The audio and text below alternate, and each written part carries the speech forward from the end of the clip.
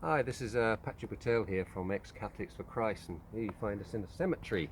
And of course, death comes to all of us, and it's pointed unto men once to die, but after this the judgment. And I have been researching a gentleman who died over 100 years ago, President Abraham Lincoln, who was shot in the Ford Theatre by John Wilkes Booth. And I was particularly interested in this because I know the rudiments of the story, and probably every American boy and girl does, that the president was assassinated.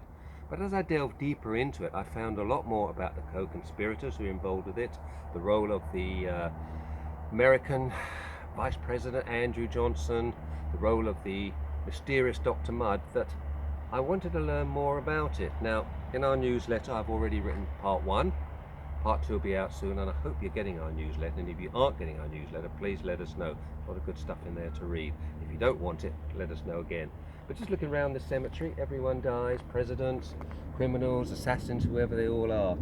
And I think the thing about Lincoln that appealed to me most, that I'd heard somewhere that he'd read two books. He was a very simple man, came from a very simple, humble background, and those two books were the Bible and a Shakespeare.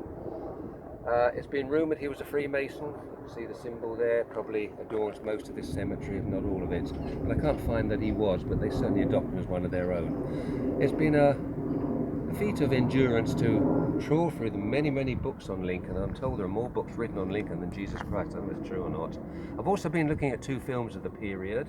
John Ford's The Young Mr. Lincoln, made in 1948, I believe, and The Prisoner on Shark Island, the story of Dr. Samuel Mudd, the doctor who set Lincoln's leg when he knocked on his door at 4 o'clock in the morning. So we'll be doing a review of that. So please join me each month.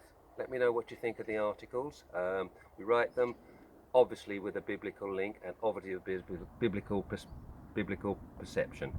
So until then, in this cemetery where all of these people lived once, hopes, aspirations, they've all died, they've all departed, and some of them will stand before the judgment seat if they're born again. The others, I'm afraid, will be summoned to the white throne of God to give an account for every thought, word and deed. So from this ministry, thank you, and Maranatha.